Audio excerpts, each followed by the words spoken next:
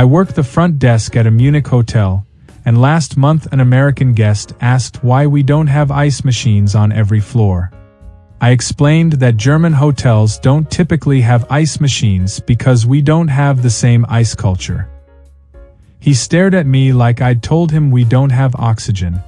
He said, and I quote, "Ice machines are a basic human right. This is a developed country, right?" I told him Germany invented the automobile and the printing press, so yes, we're fairly developed. He asked if he could speak to the owner about installing ice machines. I told him the owner lives in Stuttgart. He asked for the corporate office number. We're an independent hotel. He left a 1-star review saying we were stuck in the 1800s because we don't provide ice on demand. Germany has been around since 962 AD.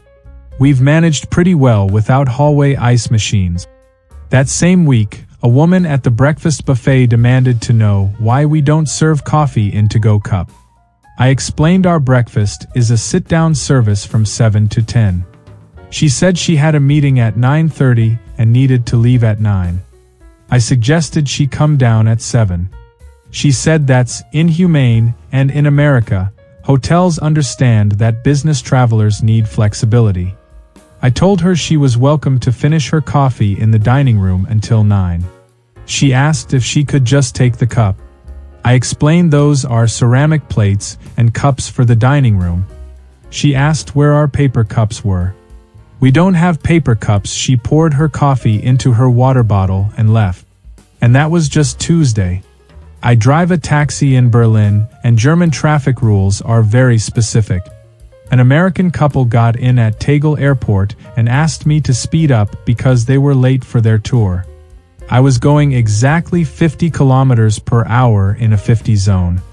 The husband said, "In America, everyone goes at least 5 or 10 over. That's normal." I explained that German speed cameras are precise and the fine for going 55 in a 50 zone is significant. He said, "So you're telling me Germany punishes people for being efficient?" I told him that following the speed limit is efficient because you don't waste time paying fines or attending traffic court. His wife agreed with me. He said German efficiency is technically correct but practically stupid because roads are for driving, not following arbitrary rules. I told him the Autobahn exists for exactly that reason. He said he wanted to go fast now, not in 30 minutes. I maintained 50 kilometers per hour. He asked if I could take back roads where there are no cameras. I told him that would make them later and cost more. He spent the rest of the ride calculating how much time I was wasting by following traffic laws.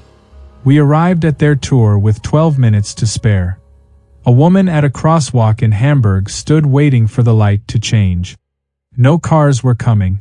She looked both ways, saw it was completely clear, and started to cross. I was standing there waiting for the green light.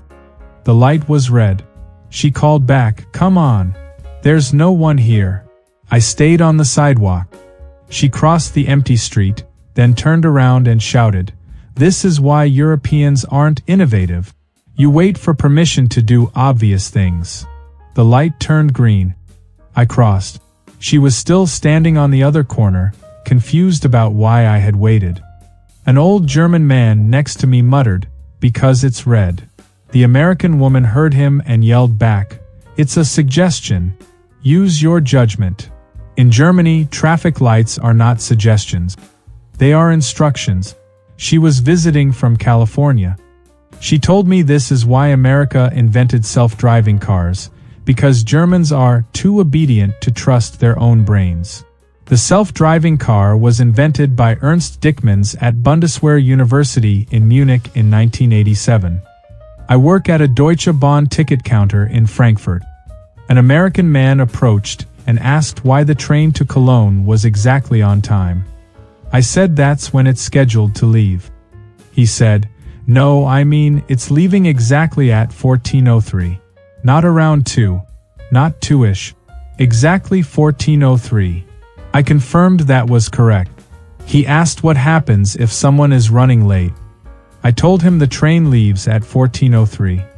He asked if they hold it for a minute or two for people who are close. I explained that would make the train late for everyone else. He said in America, trains have a reasonable flexibility window because life happens. I told him German trains operate on precision schedules because millions of people depend on connections. He said that's in human efficiency and there should be grace periods. I suggested he catch the 14:33 train to Cologne if he needed flexibility. He said that's 90 minutes away. I told him no, that's 30 minutes away. He checked his phone and got frustrated that he had to do mental math for 24-hour time. He asked why Germany doesn't use normal time. I told him 24-hour time is the international standard. He missed his train while explaining why 12-hour time is superior. I'm a cashier at an ALDI in Stuttgart. An American woman came through my line with a full cart. She started placing items on the belt very slowly, examining each one. I scanned her items as they came. In Germany, we scan quickly. It's efficient. She looked panicked and said, "Wait, slow down, I need to organize my bags." I had already scanned 15 items. She hadn't started bagging yet. I paused. She carefully arranged her reusable bags, then said, "Okay, go ahead." I resumed scanning. She immediately got overwhelmed again and said, "You're going too fast. In America, baggers do this." I told her we don't have baggers. She asked why not. I said because customers bag their own groceries. She said that's making customers do employee work. I told her that's why our prices are lower. She disagreed and said American groceries are cheaper. A liter of milk in Germany costs about €1. She said milk in Florida is $2 a gallon. I told her a gallon is 3.8 liters, so that's about 50 cents per liter. She said that doesn't sound right and pulled out her phone to check. The line behind her now had 8 people.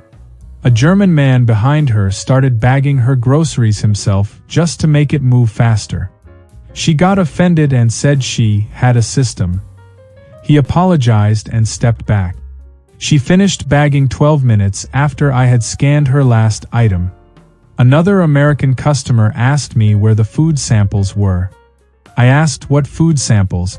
He said the free samples that stores give out on weekend. I told him we don't do that. He asked why not. I said because this is a discount grocery store, not a restaurant. He said Costco does it and they're also a discount store. I explained that ELDI's business model is based on efficiency and low overhead. Free samples require staff, preparation, and waste management. He said it's good marketing because people buy what they sample. I told him ELDI has been successful for over 100 years without samples. He said that's because Europeans don't know what they're missing. He wandered the store for 20 minutes looking for samples anyway. He came back and asked if we had a different ELDI location that was more American style.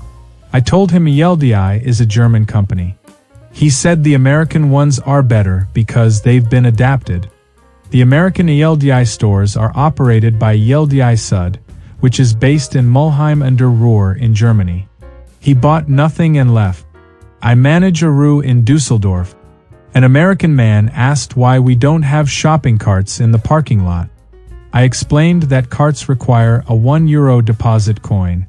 He needs to insert the coin to unlock a cart from the chain. He asked why we make customers pay for carts. I said the coin is a deposit. You get it back when you return the cart. He said that's technically free but actually psychological manipulation to control behavior. I told him it prevents carts from being abandoned in the parking lot. He said in America there are cart return areas and it works fine. I told him here we return carts to the store entrance. He said American cart returns are more convenient because they're located throughout the parking lot. I agreed that sounds convenient. He asked if I had a euro coin he could borrow. I gave him €1. He took his cart, did his shopping, loaded his car, and drove away. He forgot to return the cart. He lost his deposit. The system worked exactly as designed. I work at a Sparkus branch in Heidelberg. An American student came in wanting to open an account.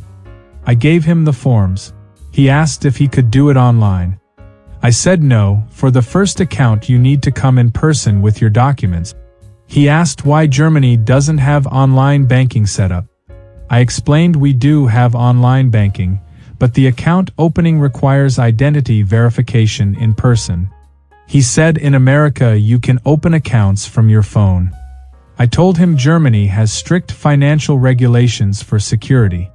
He said America also has security and it's more advanced. I asked if he had brought his passport, visa, and registration confirmation. He had his passport. He asked why he needed the other documents. I explained that German law requires proof of residence and legal status for banking. He said he's staying at a hostel and has a tourist visa. I told him he needs permanent registration to open a full account. He asked what tourists do. I explained tourists can use their American cards or get prepaid cards. He said that's discrimination against foreigners. I told him Germans living abroad face similar requirement. He asked to speak to the manager about making an exception. I am the manager. He asked if there was a regional manager. I gave him the website. He left and apparently wrote an email calling German banking deliberately complicated to discourage immigration. He had been in Germany for 4 days. My friend works at Munich Airport Immigration. Last week an American man came through passport control and got upset about the stamp. He said he didn't want stamps in his passport because they look messy. The officer explained that entry stamps are mandatory for non-EU travelers. He said in America they use computers and don't stamp anymore, so Germany should modernize. The officer pointed out that Germany also uses computers, but the stamp is the legal record. He asked if he could decline the stamp. The officer said no. He asked if he could get stamped on a separate paper. The officer said no. He asked if he could speak to a supervisor about opting out of stamp. The officer told him he could either accept the stamp or not enter Germany. He asked how other Americans deal with this. The officer said they accept the stamp. He reluctantly presented his passport. After stamping it, the officer welcomed him to Germany. He asked if he could file a complaint about the stamp policy. The officer gave him a website for the Federal Ministry of the Interior. He asked if complaints ever result in policy changes. The officer said probably not. He asked how long Germany had been stamping passports. The officer said since passports were invented. He walked away muttering about bureaucracy. I watched all this from the customs line. That's when I realized something. American efficiency is about speed and convenience. German efficiency is about precision and systems. Neither is wrong. They're just measuring different things. Americans want fast individual solutions. Germans want reliable collective infrastructure. When Americans encounter German systems, they see unnecessary rules. When Germans encounter American expectations, they see chaos management. And somewhere right now, an American is confidently explaining to a Berlin parking attendant that parking tickets are really just suggestions, and the attendant is calmly writing the fine with German precision.